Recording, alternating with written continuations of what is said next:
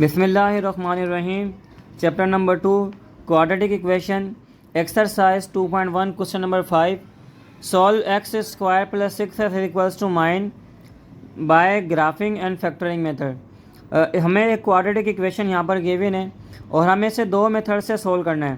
पहले हमें इसे ग्राफिंग मेथड से सोल्व करना है, उसके बाद फैक्टरिंग मेथड से। स्टूडेंट, हमने पढ़ा था कि किसी भी क्वाड्रेटिक इक्वेशन को सोल्व करने के 4 मेथड्स होते हैं, 4 मेथड होते हैं। उनमें से एक होता है completing square, factoring method, quadratic equation और लास्ट होता है ग्राफिकल मेथड। ये 4 मेथड होते हैं क्वाड्रेटिक इक्वेशन के अंदर। क्वेश्चन नंबर 2 के अंदर हमने फैक्टरिंग मेथड पढ़ा, क्वेश्चन नंबर 3 के अंदर हमने कंप्लीटिंग स्क्वायर मेथड पढ़ा, क्वेश्चन नंबर 4 के अंदर हमने क्वाड्रेटिक फार्मूला पढ़ा। अब क्वेश्चन नंबर 5 के अंदर हमें जो क्वाड्रेटिक इक्वेशन गिवन है उसको सोल्व करना है ग्राफिकल मेथड से, ग्राफिंग मेथड से। ठीक है स्टूडेंट, हमें इसको ग्राफिंग मेथड से भी सोल्व करना है और इसके अलावा जो फैक्टरिंग मेथड है, जो कि जिससे हमने क्वेश्चन नंबर 2 किया था, जिससे मिडिल टर्म ब्रेकिंग भी कहते हैं, दोनों से करना है।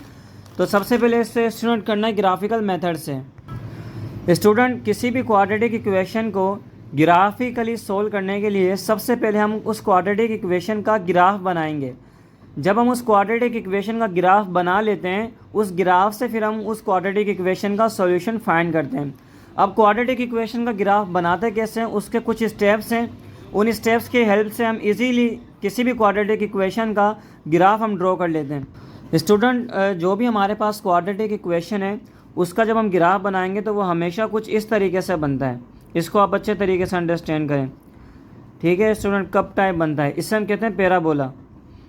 इस कर्व को हम कहते हैं पैराबोला। हमेशा जब हम क्वाड्रेटिक इक्वेशन, कोई भी क्वाड्रेटिक इक्वेशन हमें गिवन हो, जब हम उसका ग्राफ बनाएंगे तो उसका ग्राफ कुछ इस तरीके से बनता है, कुछ इस तरीके से कर्व बनेगा। कोई भी क्वाड्रेटिक इक्वेशन हो, हमेशा उसका कर्व इस तरीके से बनता है और इसको हम कहते हैं पैराबोला। जो इस टाइप का कर्व होता है ना, उससे हम कहते हैं पैराबोला। ये जो ग्राफ है इसको कर्व भी कहते हैं और जो इस तरीके से कर्व बनता है उसको हम कहते हैं पैराबोला। अब जब हम ग्राफ पे बनाएंगे इस क्वाड्रेटिक इक्वेशन को तो वो पैराबोला कहीं भी बन सकता है। यहाँ भी बन सकता है कर्व, यहाँ भी बन सकता है, यहाँ भी, इनके बीच में हम कह सकते हैं कि यहाँ भी बन सकता है। ठीक है स्टूडेंट, यहाँ भी बन सकता है, इन दोनों के बीच में भी बन सकता है, यहाँ भी बन सकता है। मीन्स कि ये कहीं पर भी ग्राफ बनेगा, लेकिन बताने का मकसद ये है कि हमेशा क्वाड्रेटिक इक्वेशन का इस टाइप का ग्राफ बनता है। अभी जब हम इस क्वेश्चन को सोल्व करेंगे और इसका ग्राफ हम बनाएंगे तो हम देखेंगे कि इसका ग्राफ भी इसी तरीके से बनेगा, जिसे हम कहते हैं पैराबोला, यानी पैराबोला ग्राफ बनेगा। अब वो बनेगा कहाँ पर, ये जब हम स्टेप फॉलो करेंगे तो फिर हमें पता चलेगा कि किस तरीके से हमें इसको बनाना है। लेकिन यहाँ पर स्टूडेंट समझने वाली बात ये है कि ये जो क्वाड्रेटिक इक्वेशन का हम ग्राफ बनाते हैं तो वो इस तरीके से पैराबोला बनता है। अब स्टूडेंट, ये जो हमारे पास एक पैराबोला होता है, ठीक है स्टूडेंट, ये जो पैराबोला होता है, अब इस पैराबोला का ये वाला पॉइंट, ठीक है स्टूडेंट, इस ग्राफ का देखें, ये ग्राफ आ रहा है पहले नीचे, फिर ये ग्राफ जा रहा है ऊपर की तरफ, यानी पहले ये डाउनवर्ड नीचे की तरफ आ रहा है, फिर जा रहा है ये ऊपर की तरफ। तो जिस पॉइंट पर ये टर्न कर रहा है ना, यानी नीचे आता आता जिस पॉइंट पर एकदम ये ऊपर की तरफ मुड़ने लग जाता है, यानी ये एंड पॉइंट यहाँ का, इस पॉइंट को हम कहते हैं ये वर्टेक्स है। ठीक है स्टूडेंट, ये जो क्वाड्रेटिक इक्वेशन का हम ग्राफ बनाएंगे तो जिस पॉइंट पर ये टर्न होता है, नीचे डाउनवर्ड आते आते एकदम ये दूसरे से ऊपर जाना शुरू हो जाता है, तो उस पॉइंट को हम कहते हैं ये इसकी वर्टेक्स है। अब स्टूडेंट, किसी भी क्वाड्रेटिक इक्वेशन का जब हम ग्राफ बनाएंगे तो सबसे पहला स्टेप हम ये करते हैं कि उस ग्राफ के हम वर्टेक्स फाइंड कर लेते हैं। ये हमारा स्टार्टिंग पॉइंट होता है, यहाँ से हम बनाना शुरू करते हैं ग्राफ। ठीक है स्टूडेंट, सबसे पहले हम क्या करते हैं, जब किसी भी क्वाड्रेटिक इक्वेशन का हम ग्राफ बनाएंगे, इस तरीके से ग्राफ बनाने लगेंगे, तो सबसे पहले इस ग्राफ का वर्टेक्स हम फाइंड करते हैं, यहाँ से बनाना स्टार्ट करते हैं। तो स्टूडेंट, इसको हम कुछ स्टेप्स के हेल्प से समझते हैं। अगर वो स्टेप्स हम फॉलो करेंगे तो हम इजीली क्वाड्रेटिक इक्वेशन को ग्राफिकली सोल्व कर सकते हैं। ये स्टूडेंट हमारे पास स्टेप्स होते हैं क्वाड्रेटिक इक्वेशन को सोल्व करने के ग्राफिकली। अब इन स्टेप को हम 1 बाय 1 सोल्व करते हैं और हम देखते हैं कि कितनी ईजी तरीके से हमारा ग्राफ बन जाएगा और हम सोल्यूशन निकाल लेंगे। स्टेप 1 है right equation in standard form. Student, जो भी क्वाड्रेटिक इक्वेशन हमें गिवन है, सबसे पहले तो हम उसको स्टैंडर्ड फॉर्म में लेकर आएंगे। स्टैंडर्ड फॉर्म किसी भी क्वाड्रेटिक इक्वेशन की किस तरीके से होती है कि पहले एक्स स्क्वायर वाली वैल्यू हो, फिर एक्स वाली वैल्यू हो और फिर कांस्टेंट टर्म हो, मतलब ऐसी वैल्यू जिसके साथ कोई एक्स ना हो और राइट साइड पे 0 होना चाहिए। तो अगर हम देखें स्टूडेंट, राइट साइड पे ये 9 है, -9 है, तो हम क्या करेंगे, एक्स स्क्वायर प्लस 6x, ये -9 को यहाँ पर लेकर आएंगे, ये बन जाएगा +9 और -9 को यहाँ पर लेकर आ गए तो यहाँ कुछ भी नहीं बचेगा, तो यहाँ बचेगा 0। अब स्टूडेंट हमारी ये जो इक्वेशन है स्टैंडर्ड फॉर्म में आ गई। पहले एक्स स्क्वायर वाली वैल्यू है, फिर एक्स वाली वैल्यू है, और फिर कांस्टेंट टर्म है, यानी वो टर्म जिसके साथ कोई एक्स नहीं है, और फिर जीरो है। उसके बाद स्टेप 2 हम क्या करते हैं स्टूडेंट, फाइंड द वर्टेक्स। मैंने आपको बताया था उसके बाद हम वर्टेक्स फाइंड करते हैं। वर्टेक्स क्या होती है, इस ग्राफ की ये वाला टर्निंग पॉइंट जिस पर ये टर्न कर जाता है, ये वर्टेक्स इसे कहते हैं। इसको हम फाइंड करेंगे स्टेप 2 के अंदर। और वर्टेक्स फाइंड करने का फॉर्मूला है x is equal to minus b upon 2 है। तो हम फॉर्मूले को यहाँ पर लिखते हैं। ये फॉर्मूला हमने लिखा है स्टूडेंट वर्टेक्स फाइंड करने का। सबसे पहले स्टेप 2 के अंदर वर्टेक्स फाइंड करना है, माइनस बी अपॉन ए। यहाँ पर बी की रखनी वैल्यू, यहाँ पर ए। अब स्टूडेंट ये बी और ए क्या होता है, ये जो क्वाड्रेटिक इक्वेशन हमारे पास है, इसमें जो एक्स स्क्वायर के साथ नंबर लगा हुआ होता है, एक्स स्क्वायर के साथ जो कोफिशिएंट लगा हुआ होता है, उससे हम कहते हैं वो ए की वैल्यू है। ठीक है स्टूडेंट। अब यहाँ पर एक्स स्क्वायर के साथ कोई कोफिशिएंट नहीं है, कोई नंबर नहीं है, तो हम इसे कहेंगे 1 है। तो ए हमारे पास स्टूडेंट यहाँ से क्या आ जाएगा, 1। उसके बाद बी की वैल्यू स्टूडेंट वो होती है जो एक्स के साथ लगा हुआ होता है। एक्स के साथ जो कोफिशिएंट है, जो नंबर है, वो बी होता है। अब यहाँ पर एक्स के साथ लगा हुआ है 6, तो बी की वैल्यू हो जाएगी 6। उसके बाद सी की वैल्यू स्टूडेंट क्या होती है, ये जो कांस्टेंट टर्म है जो थर्ड नंबर पे आती है, तो ये 9 आ जाएगा सी की। सी हमें नहीं चाहिए, हम इसको काट देंगे, हमें सिर्फ ए की वैल्यू चाहिए थी। ए की वैल्यू क्या होती है, जो एक्स स्क्वायर के साथ होता है 1, और बी की वैल्यू क्या होती है कि जो इस एक्स के साथ लगा हुआ है जो कि 6 है। अब हम क्या करेंगे, इस फॉर्मूले में बी और ए की वैल्यू सेम रखेंगे, माइनस फॉर्मूले का बी रखना है, बी की वैल्यू कितनी है 6, तो हम यहाँ पर 6 रखेंगे। नीचे 2 है, 2 को मल्टीप्लाई करना है ए के साथ, ए की वैल्यू कितनी है 1। ठीक है स्टूडेंट। अब हम क्या करेंगे, -6 सेम रहेगा, नीचे 2 1 ज़ा ये हो जाएगा 2, इन दोनों पर हम टेबल लगाएंगे, 2 1 ज़ा 2, 2 3 ज़ा 6, तो x की वैल्यू हमारे पास कितनी आ जाएगी, -3। ठीक है स्टूडेंट, तो x की वैल्यू स्टूडेंट हमारे पास आ जाएगी -3। अब स्टूडेंट हमारे पास जो वर्टेक्स की वैल्यू आई है -3, अब हमें क्या करना है कि जब हम वर्टेक्स की वैल्यू फाइंड कर लेते हैं, तो स्टेप 3 हमारे पास क्या होता है, choose values of x around the vertex. अब ये जो हमें वर्टेक्स मिला है -3, इसके अराउंड में हम कुछ और वैल्यूज़ लेंगे, इसके बराबर वाली वैल्यूज़ को छोड़ लेंगे। फॉर एग्जांपल हमें वर्टेक्स मिला है -3, तो हम यहाँ पर क्या करेंगे, इसके बराबर वाली वैल्यूज़ ले लेंगे, कुछ इससे बड़ी कुछ इससे छोटी। फॉर एग्जांपल यहाँ पर -3 है, तो हम यहाँ पर x की एक और वैल्यू ले लेंगे -2, और एक और वैल्यू ले लेंगे -1, और इस साइड पर 1 2 3 हम 3 के बराबर में ले लेंगे -4, और उसके बाद ले लेंगे -5। स्टूडेंट जो भी हमें वर्टेक्स की वैल्यू मिली थी ना -3, तो हमने क्या करना होता है, उसके अराउंड वाली जो वैल्यूज़ होती है उसके बराबर वाली, जैसे 3 से पहले कौन सा था 2 और 1, और 3 के बाद कौन सा था 4 5। अब स्टूडेंट आप पूछेंगे कि कितनी वैल्यूज़ लेनी है, तो स्टूडेंट मैंने यहाँ पर लिखा हुआ है at least 5 values are recommended. Recommend कितनी वैल्यू होती है, 5। हमें टोटल x की 5 वैल्यू लेनी होती है। x की एक वैल्यू तो हमें यहाँ से मिल गई -3, बाकी बची 4, तो हम 4 वैल्यूज़ कैसे लेंगे, तो 2 हमने इससे पहले वाली ले ली और 2 इससे बाद वाली ले ली। सुन, हम 5 से करते हैं, हम चाहे तो इससे ज़्यादा भी ले सकते हैं, लेकिन हमारा काम आसानी से हो जाता है 5 वैल्यूज़ से, तो हम 5 वैल्यूज़ लेंगे हर दफ़ा x की। ठीक है स्टूडेंट, तो हम यहाँ पर लिख लेते हैं कि x की वैल्यू हमने यहाँ पर क्या ली है, -4 -5 -4 -3 -2 -1। स्टूडेंट ये जो वैल्यूज़ हमारे पास आई है x की 5 वैल्यूज़ जो हमने ली है, अब क्या करेंगे, x की वैल्यूज़ तो हमें मिल गई, उसके बाद हमें y की वैल्यूज़ भी निकालनी होती है। ठीक है स्टूडेंट, कोई भी जो हम ग्राफ बनाएंगे क्वाड्रेटिक इक्वेशन का, हम कह रहे थे ना कि हम इसका ग्राफ बनाएंगे, तो इस ग्राफ के लिए x की वैल्यूज़ भी चाहिए होती हैं और y की वैल्यूज़ भी चाहिए होती हैं। तो हमने यहाँ पर लिखा x की वैल्यूज़, तो हमारे पास 5 वैल्यूज़ आ गई है, 5 वैल्यूज़ 1 2 3 4 5। स्टूडेंट हमने क्या किया कि जो इक्वेशन मिली हुई थी, सबसे पहले इससे वर्टेक्स निकाला। वर्टेक्स कैसे निकाला, वर्टेक्स का फॉर्मूला लगा के, तो यहाँ से हमें x की जो वैल्यू मिल गई वर्टेक्स की, वो कितनी मिली थी, -3। फिर हमने कहा था -3 के अराउंड में जो वैल्यूज़ है ना, कुछ इससे पहले वाली, जैसे 3 से पहले 2 और 1 ले ली, और कुछ 3 के बाद वाली 4 और 5। टोटल कितनी हो गई, 5 वैल्यूज़। हम कितनी वैल्यू लेते हैं, 5। इसकी कोई लिमिट नहीं है कि 5 लें 6 लें, लेकिन 5 वैल्यूज़ में हमारा काम हो जाता है, तो हम 5 वैल्यूज़ लेते हैं।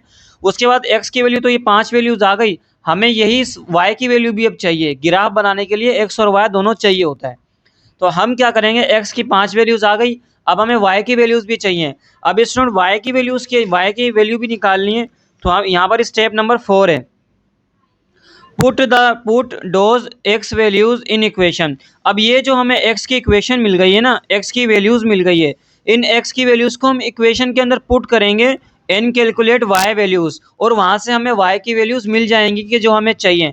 अब कौन सी इक्वेशन के अंदर पुट करना है? वही इक्वेशन जो हमें क्वेश्चन में गिवन थी। हमें क्वेश्चन में कौन सी इक्वेशन गिवन थी? X square plus 6x plus 9 सिर्फ हम इसकी लेफ्ट साइड लेंगे, बस ये वाली, सिर्फ हमने ये वाली साइड ली इक्वेशन की जो हमें गिवन थी। ठीक है स्टूडेंट, और इसको हम इक्वल कर देंगे y के। ठीक है स्टूडेंट, ये स्टेप हमने क्यों किया है? क्योंकि स्टेप नंबर 4 है। स्टेप नंबर 4 के अंदर हमें y की वैल्यूज़ भी चाहिए। तो y की वैल्यूज़ हम कैसे लेंगे कि जो इक्वेशन हमें मिली हुई थी उसके अंदर हम x की वैल्यू रखते जाएंगे। x की कौन सी वैल्यूज़ रखते जाएंगे? ये वाली जो हमने यहाँ पर निकाली है। अब उसके लिए हम क्या करते हैं कि जो इक्वेशन हमें मिली हुई थी उसको हम y के इक्वल रख लेते हैं। ठीक है स्टूडेंट, इस तरीके से। अब स्टूडेंट हम क्या करेंगे, ये जो हमने इक्वेशन बनाई है इस इक्वेशन के अंदर सबसे पहले x की वैल्यू क्या पुट करेंगे स्टूडेंट?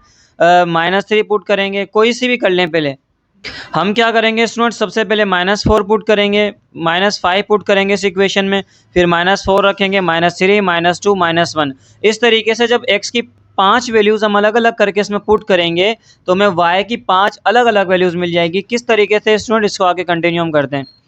अब स्टूडेंट हमारे पास है y = x² plus 6x plus 9। इस इक्वेशन में सबसे पहले x की वैल्यू हम क्या पुट करेंगे, जो हमने यहाँ तक रखी है -5।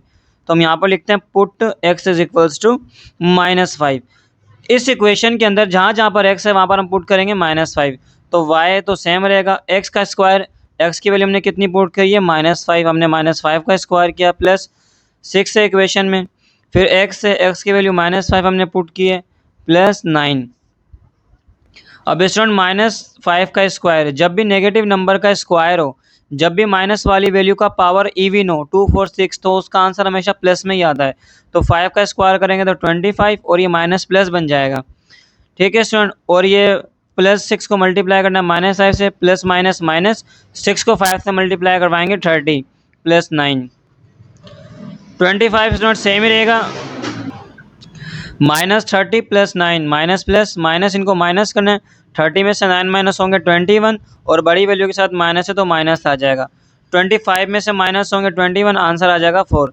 ठीक है स्टूडेंट, तो हम यहाँ पर लिखेंगे कि जब हमने x की वैल्यू पुट की -5 तो आंसर y की वैल्यू कितनी आई है? 4। तो हम यहाँ पर लिखेंगे x की वैल्यू -5 पुट की हमने, तो y का आंसर कितना है? 4। तो इसके नीचे लिख देंगे 4। इसका मतलब ये है कि इस इक्वेशन में जब हमने x की वैल्यू -5 पुट की x की जगह, तो y की वैल्यू कितनी आई थी स्टूडेंट? 4। तो हम यहाँ पर रख देंगे। अब क्या करेंगे, इसी इक्वेशन में हमने -5 रख दी, अब हम पुट करेंगे -4।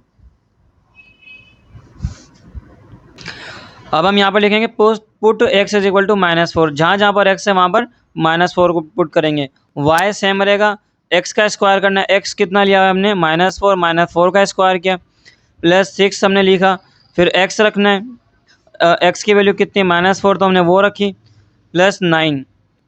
ठीक है स्टूडेंट, अब माइनस का पावर करना है 2, तो प्लस ही बन जाएगा, और 4 का स्क्वायर करेंगे 16।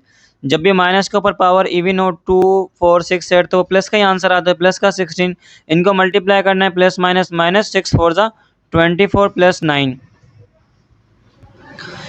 स्टूडेंट, -24 प्लस 9, इसका माइनस प्लस माइनस करना, 24 में से 9 माइनस होंगे, आंसर आएगा 15।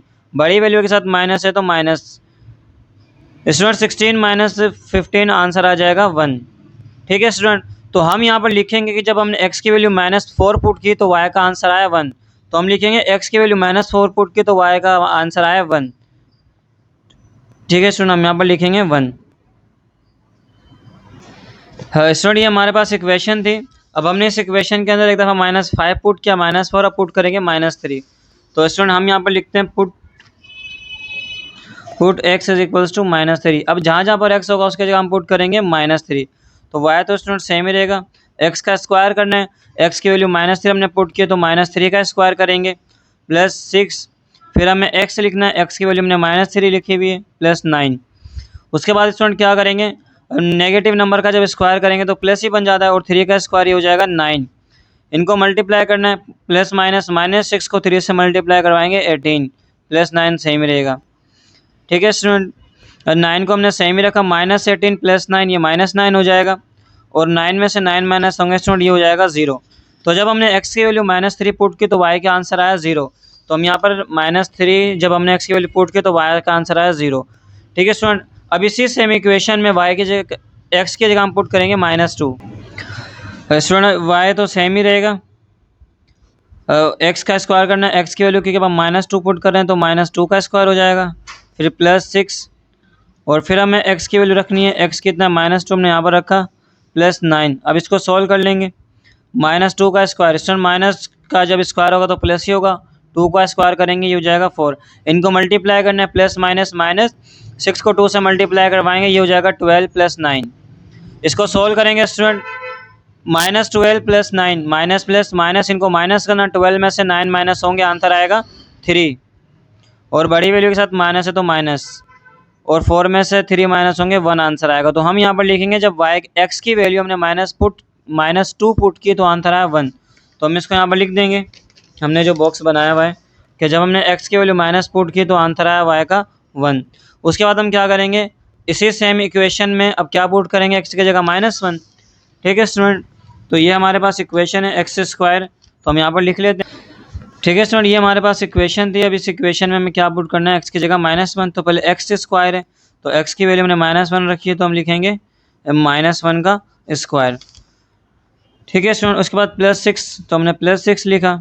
उसके बाद x की वैल्यू रखनी है तो x कितना हमने पुट किया -1 तो -1 रखेंगे। उसके बाद +9 करना है तो +9 किया। अब इसको सोल्व कर लेंगे स्टूडेंट, y माइनस का स्क्वायर पॉजिटिव होता है, 1 का स्क्वायर 1 हो जाएगा। अब प्लस माइनस, -6 को 1 से मल्टीप्लाई करवाएंगे 6 + 9 सेम रहेगा। ठीक है स्टूडेंट, अब ये देखें 1 तो सेम रहेगा, माइनस प्लस माइनस, इनको माइनस करना, 9 में से 6 माइनस होंगे 3 आंसर आएगा, बड़ी वैल्यू के साथ प्लस है तो प्लस आएगा, 1 + 3 ये हो जाएगा 4। तो स्टूडेंट जब हमने x की वैल्यू -1 पुट की तो आंसर आया 4। तो हम हमारा टेबल यहाँ पर लिख देंगे, टेबल में लिख देंगे कि x की वैल्यू -1 पुट की तो y का आंसर आया 4। ठीक है स्टूडेंट, अब देखें सबसे पहले हमने वर्टेक्स निकाली थी फॉर्मूले से, फिर इस वर्टेक्स को हमने सेंटर में रखा और फिर इसके अराउंड वाली वैल्यूज़ ली, 2 इससे पहले वाली 2 इससे बाद वाली, 5 वैल्यूज़ हम लेते हैं। फिर इन 5 वैल्यूज़ को हमने एक एक करके इस इक्वेशन में पुट किया जो हमें गिवन थी, तो हमें y की 5 वैल्यूज़ मिल गई। ठीक है स्टूडेंट, अब नेक्स्ट स्टेप हमारे पास क्या है, लास्ट स्टेप हमारे पास है plot all points on graph. अब हम काम करेंगे, जब हमें x की वैल्यू और y की वैल्यू मिल गई, अब हम ग्राफ बनाएंगे, इनको प्लॉट करेंगे, पॉइंट को ग्राफ बनाएंगे। और जब हम ग्राफ बनाएंगे तो कैसा बनेगा, पैराबोला बनेगा, कुछ इस टाइप का बनेगा। ठीक है स्टूडेंट, हम इसको ड्रॉ करते हैं। स्टूडेंट हमारा काम असल में ये था कि हमें x और y की वैल्यूज़ चाहिए थी, क्योंकि हमें क्वाड्रेटिक इक्वेशन को ग्राफ पे बनाना था, और किसी भी इक्वेशन को ग्राफ पे बनाने के लिए x की और y की वैल्यूज़ चाहिए होती हैं, जो कि हमने 5 निकाल ली। अब स्टूडेंट इसको ग्राफ पर बनाना तो सबसे पहले हम क्या करेंगे, इस तरीके से ग्राफ को प्लॉट कर लेंगे। अब स्टूडेंट आपके पास 2 ऑप्शन है, या तो आप ग्राफ पेपर यूज़ कर लें, वो ज़्यादा बेटर होता है। अगर वो अवेलेबल नहीं है तो कोई ये इशू नहीं होता, हम इसको सिंपल भी एक्स एक्सिस, हॉरिजॉन्टल को एक्स एक्सिस का नाम देंगे और वर्टिकल को वाई एक्सिस का नाम देंगे। अगर आप चाहते हैं कि हमारा जो पैराबोला है, हमारा जो ग्राफ है वो परफेक्ट बने, तो इसके लिए हमेशा एक बात याद रखें कि ये जो आपने बार बनाएंगे ना, 1 का बार, 2 का बार, 3 का बार, इनका गैप सेम होना चाहिए। अगर इनका गैप सेम होगा ना बिल्कुल, तो आपका परफेक्ट जो है ना आपको ग्राफ बनेगा, आपको ग्राफ पेपर की भी नीड नहीं है। ये जो आप ग्राफ आपने इनको बनाए, ये जो गैप है ना इनके बीच में, ये सेम होना चाहिए। 2 से 3 के बीच में जो गैप है उतना 3 से 4, तो आपका ग्राफ परफेक्ट बन जाता है। आप इसको स्केल की हेल्प से भी बना सकते हैं। उसके बाद स्टूडेंट ये एक्स और वाई की वैल्यूज़ हैं, उसको यहाँ पर प्लॉट करना है। तो सबसे पहले स्टूडेंट देखें, जब हमने एक्स की वैल्यू -5 पुट की थी तो हमें वाई का जो वाई की वैल्यू मिली थी वो कितनी मिली थी, 4। ठीक है स्टूडेंट, तो हम इसको इस तरीके से भी लिख सकते हैं, इसको हम इस तरीके से भी स्टूडेंट लिख सकते हैं कि जब हमने, ये हमारे पास ऑर्डर पेयर होता है, इसमें हमेशा पहले किसकी वैल्यू लिखी जाती है, एक्स की वैल्यू लिखी जाती है, और फिर किसकी लिखी जाती है, वाई के सेकंड नंबर पे। तो हमने एक्स की वैल्यू कितनी पुट की थी, -5। हम यहाँ पर लिख देते हैं कि एक्स की वैल्यू कितनी पुट की थी, -5, और वाई की वैल्यू कितनी मिली है, 4। ठीक है स्टूडेंट, इस तरीके से हम इसको ऑर्डर पेयर के फॉर्म में लिख सकते हैं। इसी तरीके से ये सेकेंड नंबर हमारे पास, इसको भी हम लिख सकते हैं। ठीक है स्टूडेंट, यहाँ पे पहले एक्स लिखेंगे, एक्स की वैल्यू हमने कितनी पुट की थी, -4, और y का आंसर हमारे पास कितना आया था, 1। उसी तरीके से स्टूडेंट ये थर्ड पॉइंट है, इसको हम लिख सकते हैं ऑर्डर पेयर फॉर्म में कि x की वैल्यू कितनी थी, यहाँ पर -3 पुट की थी, और y का आंसर कितना आया था, 0। तो हम यहाँ पर लिख सकते हैं कि ये x की वैल्यू है और ये y की वैल्यू है, ये x की वैल्यू है, ये y की वैल्यू है। इसी तरीके से स्टूडेंट इसको भी हम लिख सकते हैं कि x की वैल्यू -2 है, पहले हम x की वैल्यू लिखते हैं और फिर y की वैल्यू लिखते हैं और y कितना मिला था 1। ठीक है स्टूडेंट, इसी तरीके से लास्ट वाले को भी हम लिख सकते हैं कि x हमारा था -1 पुट किया था और हमें y की वैल्यू कितनी मिली थी 4 मिली थी। ठीक है स्टूडेंट, तो पहले नंबर पे हम x लिखते हैं, सेकंड पे y। ये फिक्स होता है, ऐसा नहीं होता कि पहले आगे पीछे करते हैं, हमेशा फिक्स होता है कि x की वैल्यू होती है और सेकंड पे y की वैल्यू होती है। अब स्टूडेंट हमने इसको आसान करके लिख लिया, ये हमारे पास एक पॉइंट हो गया, ये दूसरा पॉइंट हो गया, तीसरा पॉइंट हो गया, ये फोर्थ पॉइंट और ये 5 पॉइंट। इन 5 पॉइंट को अब हम एक एक करके ग्राफ के ऊपर बनाएंगे। अब सबसे पहला पॉइंट है स्टूडेंट, x की वैल्यू है -5 और y की वैल्यू है 4। अब x की वैल्यू है -5। स्टूडेंट हमारे पास फर्स्ट पॉइंट है, x की वैल्यू -4 और y की वैल्यू 5। तो हम x एक्सेस पे देखेंगे कि -5 हमारे पास कहाँ पर आएगा, यहाँ पर आएगा -5। ठीक है स्टूडेंट, यहाँ पर आएगा -5 और दूसरा स्टूडेंट हमारे पास y की वैल्यू है 4, तो हम y एक्सिस पर देखेंगे +4 आएगा यहाँ पर। तो हम क्या करेंगे, यहाँ से एक लाइन को ड्रॉ करेंगे और यहाँ से एक लाइन को ड्रॉ करेंगे, जिस लाइन पर एक दूसरे को मीट कर जाएंगे वो हमारा पॉइंट होगा फर्स्ट। ठीक है स्टूडेंट, x की वैल्यू -5 थी, तो हम यहाँ से क्या करेंगे, इस तरीके से एक लाइन को हम ड्रॉ कर लेंगे। ठीक है स्टूडेंट, और y की वैल्यू 4 थी, तो y एक्सिस पे 4 यहाँ पर आएगा, तो हम इसको इस तरीके से ड्रॉ कर लेंगे। जिस पॉइंट पर ये दोनों लाइन एक दूसरे को कट करेंगे हम कहेंगे कि हमारा फर्स्ट पॉइंट है, ये पहला पॉइंट है। ठीक है स्टूडेंट, जिस हमने यहाँ से x था -5 की लाइन बनाई, y था 4, तो हमने 4 की लाइन बनाई, तो जिस पॉइंट पर एक दूसरे को कट करती है मिल जाती है वो हमारा फर्स्ट पॉइंट होगा। अब सेकंड पॉइंट ड्रॉ करते हैं। सेकंड पॉइंट के लिए x की वैल्यू -4, अब x एक्सिस यहाँ पर आएगा स्टूडेंट -4 और y की वैल्यू +1, तो +1 स्टूडेंट यहाँ पर आएगी। अब हम क्या करेंगे, 1 की लाइन बनाएंगे और ये -4 की लाइन बनाएंगे, जहाँ पर ये दोनों लाइन एक दूसरे को कट कर जाएंगी, मीट कर जाएंगी, हम कहेंगे वो हमारा सेकंड पॉइंट है। ये y की वैल्यू 1 और ये x की वैल्यू -4। ठीक है स्टूडेंट, ये तो यहाँ पर हम दोनों पॉइंट जहाँ पर मिल रहे हैं, यहाँ पर 1 है और यहाँ पर 4 है, यहाँ कहीं पर मीट करेंगे तो स्टूडेंट हम कहेंगे कि ये हमारा सेकंड पॉइंट है। अब थर्ड पॉइंट स्टूडेंट हमें ड्रॉ करना है। थर्ड पॉइंट है, x की वैल्यू है -3 और y की वैल्यू है 0। स्टूडेंट देखें इस पॉइंट को, जब हमें y की वैल्यू 0 मिली हुई हो ना किसी भी पॉइंट में, सिर्फ x की मिली हुई हो, सिर्फ x की, तो इसका मतलब वो पॉइंट सिर्फ x एक्सिस पे बनेगा, y पे उसकी कोई वैल्यू नहीं है। तो यहाँ पर x की वैल्यू कितनी मिली हुई है, -3। अब हम देखते हैं x की वैल्यू -3 स्टूडेंट यहाँ पर आएगी। ठीक है स्टूडेंट, यहाँ पर आएगी -3, तो हम इसको बना लेते हैं, जो हमारा तीसरा पॉइंट है ये वाला -3 वाला। अब स्टूडेंट, अब हमें दोनों में से अगर y 0 बना हुआ है ना, मेरी x और y में से वैल्यू किसकी मिली हुई है, सिर्फ x की मिली हुई है -3, तो इसका मतलब ये पॉइंट सिर्फ x एक्सिस पर लाया करेगा, सिर्फ x एक्सिस पे होगा, y पे इसकी कोई वैल्यू नहीं होगी। अगर हम इसको बनाना भी चाहें तो हम देखें y की वैल्यू 0 यहाँ पर आएगी, y एक्सिस पे 0 यहाँ पर आएगा, तो यहाँ से हम y की वैल्यू बनाएं और यहाँ से x एक्सिस 3 तो यहीं पर मिलेगी। आसानी से समझें, अगर y 0 है और सिर्फ x की वैल्यू मिली हुई है, इसका मतलब वो पॉइंट सिर्फ x एक्सिस पे आएगा और जो वैल्यू मिली हुई है उस पर आएगा। x की वैल्यू -3 बनी हुई है तो हमने -3 पर पॉइंट बनाया, ये हमारा तीसरा पॉइंट है। अब फोर्थ पॉइंट है -2, 1, x की वैल्यू है -2, तो हम क्या करेंगे, हम देखेंगे x की वैल्यू -2 यहाँ पर आएगा स्टूडेंट, और हमें देखना y की वैल्यू 1, y की पॉजिटिव वैल्यू 1 आएगी। अब हम यहाँ से स्टूडेंट -2 की लाइन ड्रॉ कर दें और यहाँ से हम y की वैल्यू जो 1 है ड्रॉ करते हैं, तो यहाँ पर स्टूडेंट हमें फोर्थ पॉइंट मिल जाएगा। ठीक है स्टूडेंट, जो फोर्थ पॉइंट हमारे पास था इसमें x की वैल्यू -2 थी और y की वैल्यू 1, तो x की वैल्यू जो x एक्सिस पे -2 हमने ऐसे लाइन बनाई और y एक्सिस पे 1 यहाँ पर आ रहा तो ऐसे लाइन बनाई, इस पॉइंट पर ये दोनों एक दूसरे को कट कर गई थी, तो ये हमारा फोर्थ पॉइंट है। लास्ट पॉइंट है फिफ्थ, x की वैल्यू -1 है, y की वैल्यू 4 है, तो x की वैल्यू -1 स्टूडेंट यहाँ x एक्सिस यहाँ पर आएगी -1 और y की वैल्यू है +4 यहाँ पर आएगा हमारे पास, तो हम क्या करेंगे, ये हमारे पास +4 की लाइन है। ठीक है स्टूडेंट, हम क्या करते हैं, यहाँ से -1 की लाइन को बना लेते हैं।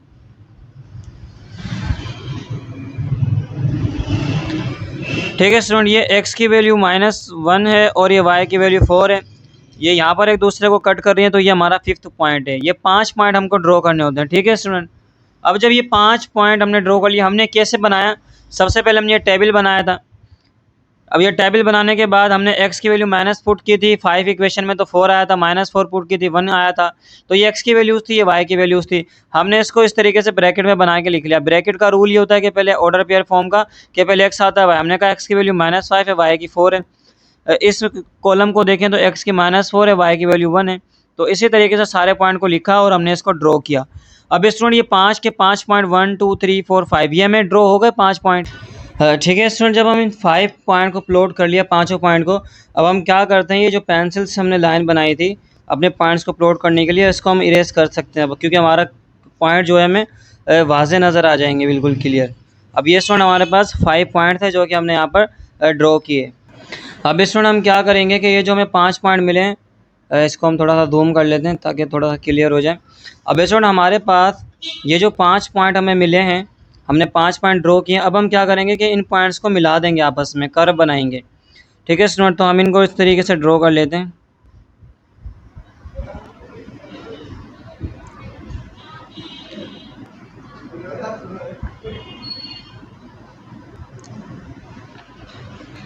ठीक है स्टूडेंट, इस तरीके से हमने इसको बनाया। अब हम चाहे तो थोड़ा सा इसको यहाँ से ऊपर भी और यहाँ से एक्सटेंड कर सकते हैं, निकाल सकते हैं, तो कोई इशू नहीं है।